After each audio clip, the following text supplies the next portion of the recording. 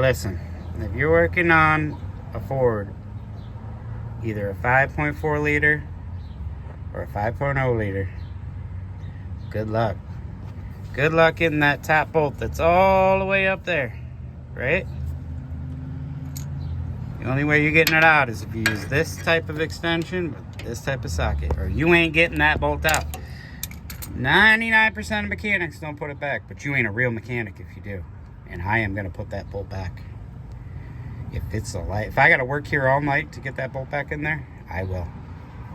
So, yep, 2011 Ford F-350. It's got the 3-bolt style. Man, the new 5.0s, 2 bolts right on the bottom, 5-minute job. This, you're looking at either could be 30 minutes or it could be 3 days. Really depends on that top bolt. So, have a lot of patience. Like and subscribe for more videos.